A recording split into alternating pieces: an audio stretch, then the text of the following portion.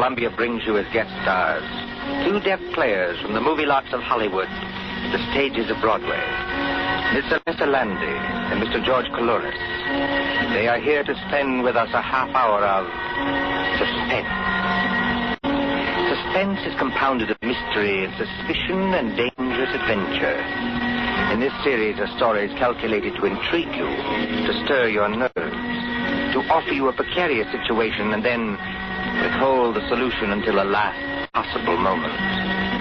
Tonight, for instance, Miss Landy plays for us an agreeable young lady who is on the trail of some hot money. And Mr. Coulouris plays for us a disagreeable young man who may or may not know more about the money than he says.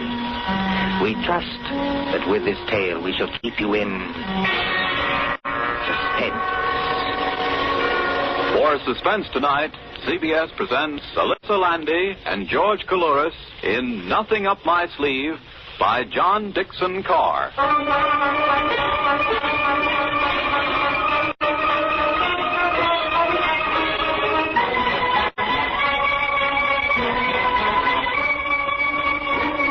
Extra, read all about it. Jack Morgan caught. Extra, read all about it. Jack Morgan caught. It's New Year's Eve, remember? Times Square is celebrating. The fiery lights flash no longer, but the crowds are still the same. Thronging, jostling, singing, drowning out a voice at the street corner when it says, Fatal gunpowder at Jamaica. Read all about it. Fatal gunpowder at Jamaica. Read all about it.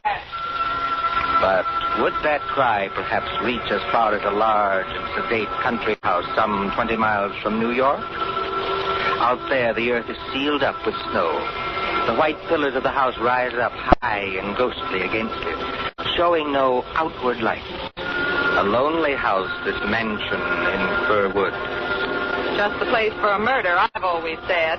Wouldn't surprise me either. These Roths are a funny lot. And alone in that house tonight, apparently alone, is a man practicing shots in a billiard room, a long and paneled room at the back of the house. Now, look at Mr. Derek Roth. He's tall and lean and well-tailored as ever. Many people don't like him. He's a little too supercilious, a little too sure of himself, too suggestive of the lifted lip and the glazed eyes. There he stands in the billiard room, under the snow-covered skylight, leaning over the green cloth under brilliant lights when... Just a moment, please. Good shot. Yes, come in. Excuse me, Mr. Roth. Oh, not at all. Hey, wait, aren't you Miss... I'm Dorothy Dale, your aunt's social secretary. Surely you remember that. Oh, of course. Forgive me for forgetting your name. You surprised me, Dorothy. Yes, I thought I surprised you a little. No, I mean you surprised me by being in the house at all. Why? Why? Well, this is New Year's Eve. Shouldn't you be out getting drunk and blowing cardboard horns and doing the other fantastic things that people do? I haven't much heart for that tonight. Please, don't become emotional, Dorothy. I detest emotion. If you're shivering, go over by the radiator. Mr. Roth, may I ask you a question? Of course. Did you ever feel sick at heart? Huh? Physically sick, I mean, so that your insides turned over and you couldn't get your breath and... Did you? No, I can't say I did. May I move you aside for just a moment? Thank you. Not bad. Can't you guess why I came here to see you tonight? No. Because I'm in terrible trouble, Mr. Roth. Desperate trouble. And I think you can help me. I can help you? How? For one thing, you're making quite a name for yourself as a lawyer. Yes, that's what others have told me. For another thing, do you know a man named Shark Morgan? Shark Morgan? Shark, did you say? Mm-hmm. Shark Morgan. No, I'm sure I've never heard that name before. You ought to know him. He's a little dark-faced man with most of his upper lip cut away in a knife fight, so that you can see all his teeth. That's why they call him Shark. Oh, he sounds like an unpleasant-looking person. He is, or was, a ghastly-looking person. You don't know him? He's not a client of yours? No. I don't believe you. Just a moment, Miss Dorothy Dale. I must put down this cue and say a few words myself. Please do. I don't want to be offensive to you, but it seems to me that for a paid employee of my aunt, practically a servant, you're taking a great deal on yourself. If you're trying to hurt me that way, you're succeeding. But go ahead. You come to me at 11 o'clock at night. You come rushing into this billiard room. Oh, observe, I call it a billiard room. So this is actually a pool table. Just as everything in life gets its wrong name. I entirely agree. Yes, but you agree about what? That everything gets its wrong name. Honest men are called thieves, and thieves are called honest men. Would you mind explaining that remark to me? I can explain it very easily. I'm engaged to be married to Jerry Winton. Well? Don't say you don't know who Jerry Winton is. He was in college with you. I played on our extremely second-rate baseball team with him, yes. You never liked him, did you? Liked him? I'm afraid I never noticed it. Jerry Winton works at City and Provincial Bank on 51st Street.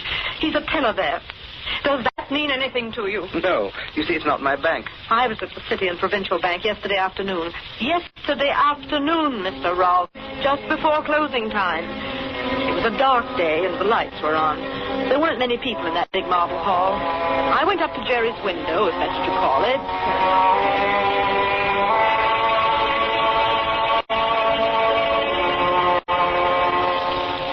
Can you cash a check for $1 million? Hello, Dolly. Hello, Jerry. You glad to see me? I am not pleased to see you here, Dolly. Huh? I'm never pleased to see you here. And why not? Because I can't make love to you. Can you imagine anybody making love at the bank? Oh, we might sneak into the president's office. As a matter of fact, I've dreamed of holding a party in there.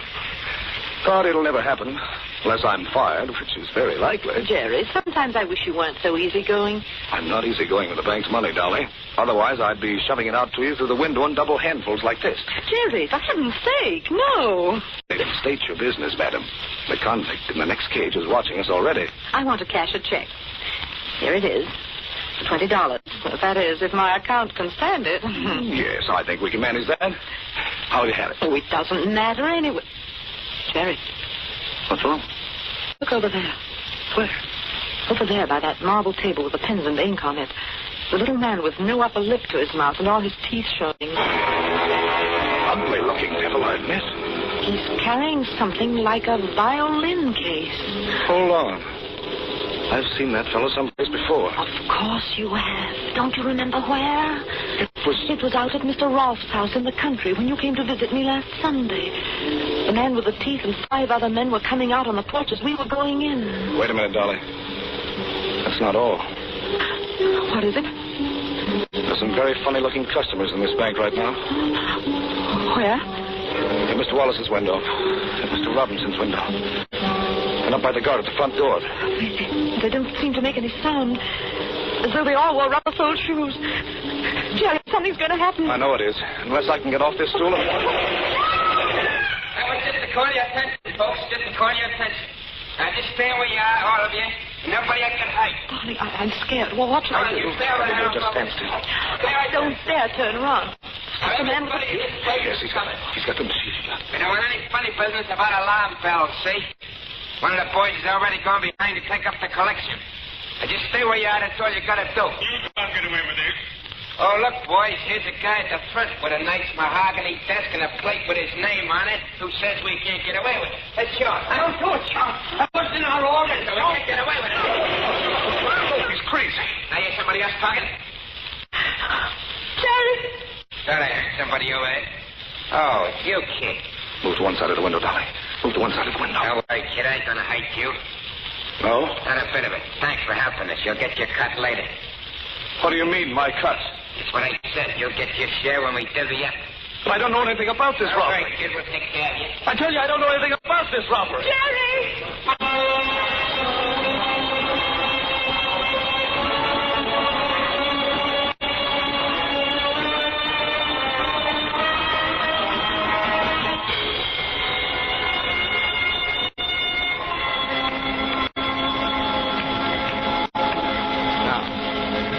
$6 in the end pocket. Got it. Are you listening, Mr. Rolfe? Well, this Shark Morgan must have been quite a fool. I grant you that. He was a fool. He must have been crazy. But they've held Jerry at police headquarters just the same. Well, that's very unfortunate if he's innocent. You know he's innocent. I'm afraid I don't know anything about it. Don't you even know what happened today? Haven't you read the newspaper? No. The police trapped that whole gang in a Long Island farmhouse. There was a gunfight. Oh, is that so? Oh, no casualties, I hope. You hope? I must tell you again, Dorothy, don't be emotional. I detest emotion. The whole gang were killed, every last one of them, including Shark Morgan. So there's nobody to talk, nobody to tell. But as you were saying? They didn't find the money. What money? The stolen money. $88,000 taken from that bank, and yet the police can't find a cent of it. Shall I tell you why, Mr. Ross? Because it was passed on to somebody else for safekeeping. Oh, passed on to somebody else. That's what I said. Well, perhaps your friend Jerry Winton could tell us where it is. That's what the police think. Oh, can you imagine what he's going through tonight? Oh, it's not a pleasant way to spend New Year's Eve, I admit. Excuse me. But, after all, the late Shark Morgan did accuse Winton. Now, if he isn't guilty, why should Morgan accuse him? Meanness. I don't think I understand. Meanness. The sort of meanness that some people call a sense of humor. Morgan saw Jerry in this house. Oh, be careful, young lady. That's an actionable statement. I've already made it to the police, thanks. Oh, and did they believe you? No. They're a very intelligent crowd down at Center Street. And after all, your story isn't very credible. Why not? But Shark Morgan sees your friend Winton, sees him for perhaps 10 seconds coming out of this house, and then accuses him of complicity in a bank robbery. Now, is that very likely? Yes, very likely. If somebody put him up to it. Again, I don't understand. Somebody deliberately told Morgan to accuse Jerry and get him into as much trouble as possible. Tell me, Mr. Rolfe, why do you dislike Jerry so much? Now that you mention it. Far from here is the man who engineered the whole robbery.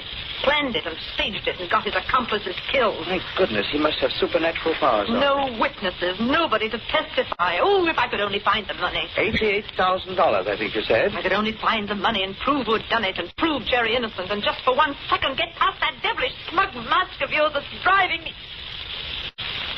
Anything wrong, Dorothy? No. No, nothing at all. You've been following me round and round this table. Have you been looking at something? Only admiring your billiard room, that's all. Oh, you haven't been looking at the suitcase, for instance? Oh, well, the suitcase? No, over on the bench under the Q-rack. The suitcase that contains legal papers.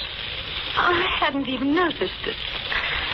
Mr. Rolfe? Yes, Dorothy? I'm afraid I've taken up a lot of your time and not done myself any good and made something of a spectacle of myself. Frankly, young woman, you have. Well, if you won't help me, you won't. That's that. If you don't mind, I'd like to go now. I suppose, my dear, I didn't choose to let you go. But why? Why shouldn't you? What harm can I do? Who was it? Was it Meredith who remarked that the last thing to be civilized by man will be woman? I think it was, yes. And a slanderous woman can do a great deal of harm. Well, I haven't done you any harm so far. We're all alone in this house. There's not even a servant here. Now, if I chose to get between you and the door like this... Keep away from me. Oh, I'm not coming near you, Dorothy. I'm merely standing between you and the door. Now, I suppose you realize that I could turn very nasty if I liked. What are you going to do? Do? Oh, I'm going to open the door for you like this.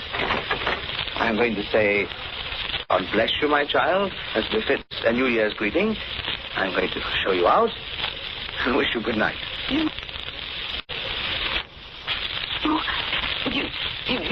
don't mind? Mind? Certainly not. You've got something to hide, haven't you, Mr. Rolfe? No. Nothing, young woman, that I can't hide.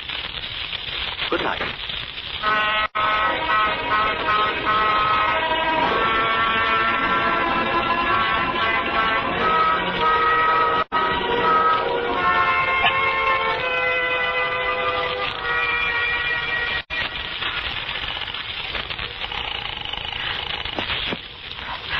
Operator. What number are you calling, please? Operator, I want to get to police headquarters in New York City. No. That'll take too long. Wait. Get me the local police station. This is Mallingford 8891. The local police station? Yes, that's right. The number you want is Mallingford 326. I will ring them. Thank you. Hurry. Why is he so confident? What has he got up his sleeve? Mallingford Police Station. Oh, let me speak to the chief of police, please. You're speaking to him, ma'am. nobody else to stay up here on New Year's Eve. Well, my name is Dale, Miss Dorothy Dale. I'm speaking from Green Acres, Mr. Derek Rolfe's house, about 2 miles up the post road. Do you know it? Yes, I know it, but can't you talk louder? I can hardly hear you.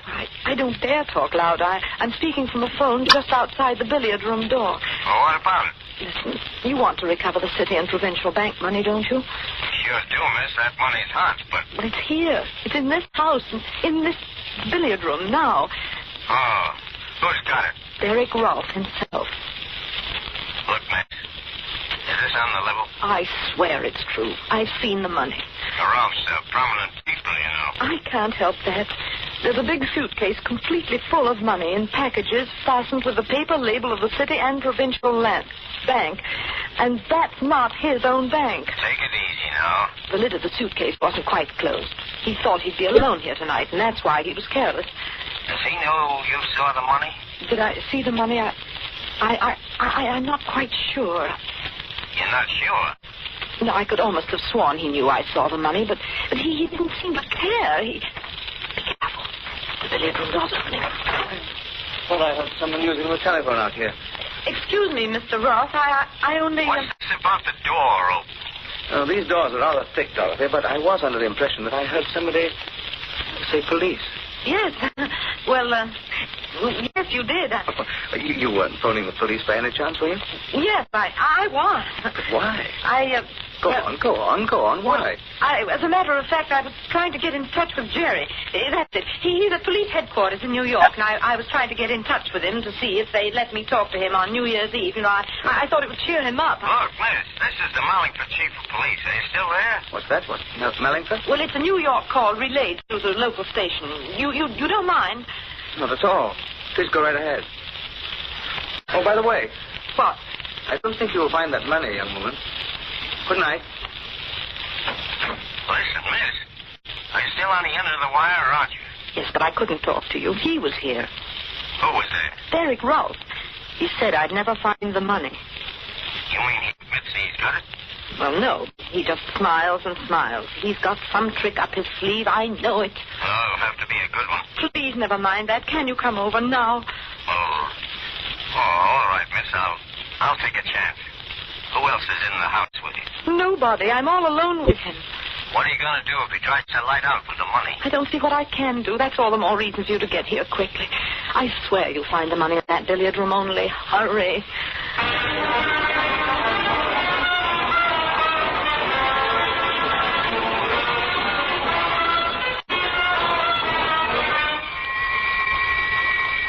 Five minutes. 10 minutes. 15 minutes. Can seem a very long time to a waiting girl crouching in a cold and dim-lit hallway outside a closed door, hearing only the clicking of billiard balls and watching, wondering, and praying until... Miss Dale. Miss Dale. This way. Miss Dale. I'm Joe Hollister, chief of police. Yes, I recognized your voice. The front door wasn't locked, so I just walked in. I hoped you would. I didn't want to leave here. Has Mr. Rolfe come out of that room since you talked to me? No. Now, according to what you claim, he's still in there with a suitcase full of money. That's right, Mr. Hollister. Now, look, miss, before we go any further, there's something I ought to tell you. Well? Well, I checked with New York about you. And what did they say? Yes, Mr. Hollister? And what did they say about her? Mr. I'm Rolfe. rather interested in knowing that myself. So you could hear everything through that door? Of course I could hear everything through the door, including your conversation with our friend, the chief of police. Good evening, Mr. Hollister. Good evening, Mr. Rolfe. This young lady says... I know what she says. Will you come into the billiard room, please? Both of you? Oh. Thank you. Just what trick are you up to now? Trick? You talk of tricks. Now, just a minute now. Take it easy. What I want to know is where's this suitcase Miss Dale was talking about? There it is. What, you mean that empty suitcase on the bench beside you? Empty suitcase? Yes, that's what I said. It wasn't empty when I left this room. Chief, do you mind seeing for yourself? Well, it isn't empty. It's empty now, miss. Hollister, it would gratify me to clear this matter up here and now. It'll gratify me, too. I'm tired of this slanderous nonsense, and I mean to end it. This young woman told you that I had... What was it? Some $88,000 in this room only a few minutes ago. I still say you had. Curb your temper, please, while I ask you some straight questions. Can you do that? You better answer him, miss. All right, I'll try.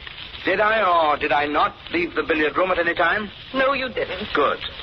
Well, there's only one door and no window. Only a skylight covered with snow. So I didn't leave that way, did I? No, I suppose you didn't. Therefore, unless you're lying, the money must still be in this room. Yes. Then where is it? I don't know. You must have hidden it someplace. Oh.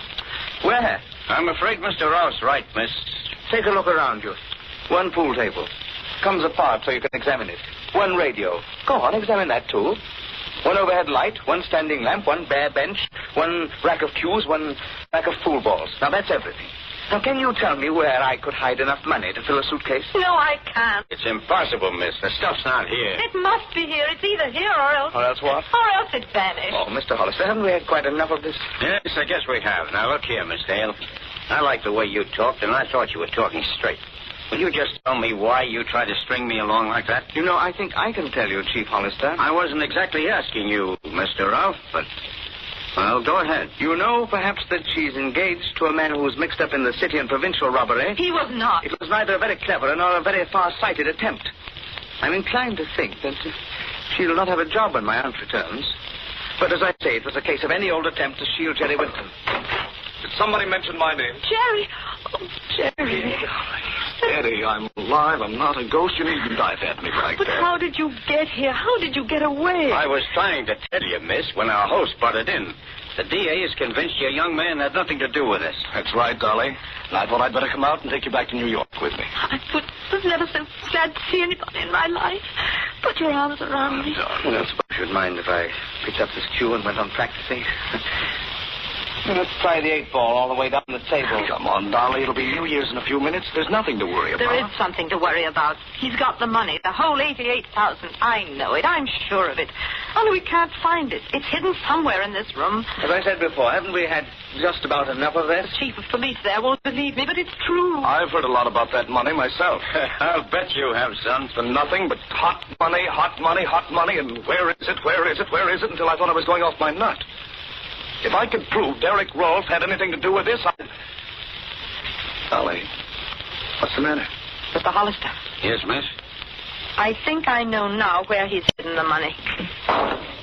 Well, that was a bad shot, Mr. Ralph. You've made the white ball jump clear off the table. Well, there are plenty of others on the table. I tell you, I know where he's hidden it. Is it in this room? Yes. But where? In the pool table? In the radio? In some secret panel? No. You'd better speak up, Dolly. Has it ever struck you, any of you, that there is such a thing as an invisible piece of furniture?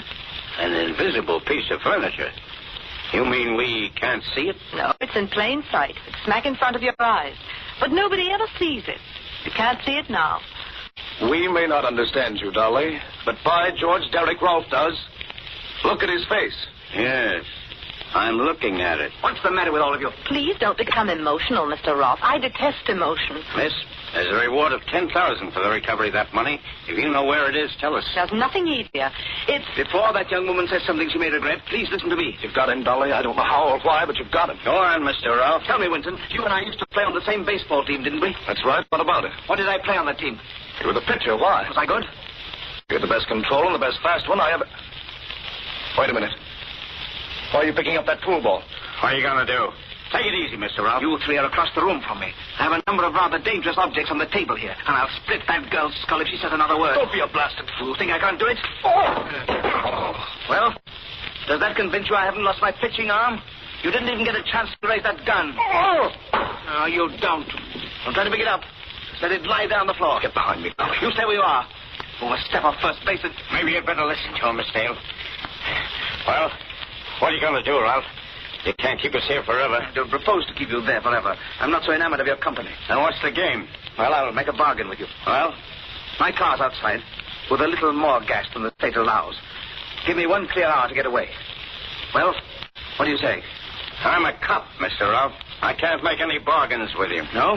No, and I'm coming over there after you. And you'll compel me to start throwing. Down, Dolly, down under the table. Hey, you missed that one, Mr. Ralph. I'll not miss with this one. It's a shame to bust that cue rack, Mr. Ralph, but I'm still coming for you. You've lost your control, old son. You're done for. I tried it. Yeah, that was the wildest pitch yet. Dolly, look. Don't Don't get up. But look. What is it? The radiator. The steam radiator. Stuck the whole thing sideways. You ever see that happen to a radiator before? Of course not, because it's a dummy radiator. Dummy radiator. I got you, Ralph. I'm not too old to handle a bird like you. You haven't even got a search warrant. I'll take a chance. Well, what was that about? A dummy radiator? Yes.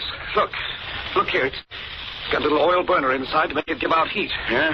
And there are hinges at the back to form a lot of compartments where you can hide as much money as you like. I saw the hinges when he told me to go over to the radiator, but I didn't guess what they meant. It's really a safe that never attracts attention because nobody ever notices it. And the stuff's here all right. There, Mr. Hollister. That's what I saw in the suitcase. I told you there was a $10,000 reward for that, miss. Oh, did you hear that? Turn on the radio, Jerry. Go on, turn it on. Welcome in the new year. Didn't you tell me, all of you, that the money was hot?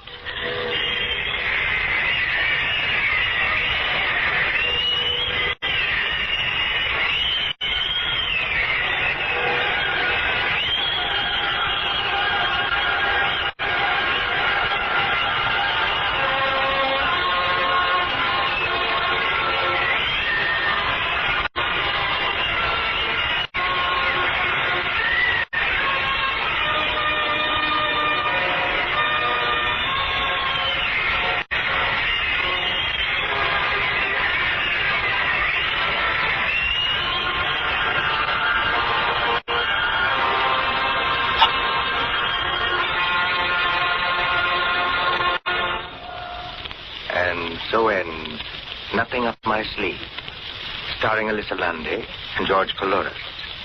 Tonight's story of Suspense. Columbia presents these tales of mystery, intrigue, and dangerous adventure for your relaxation and enjoyment. Next Tuesday, there'll be another in this series. Same hour. 9:30 Eastern Wartime.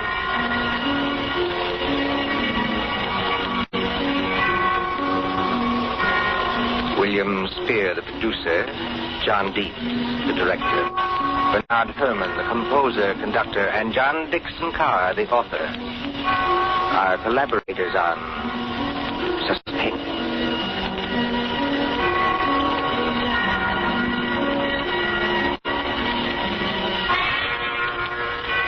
This is the Columbia Broadcasting System.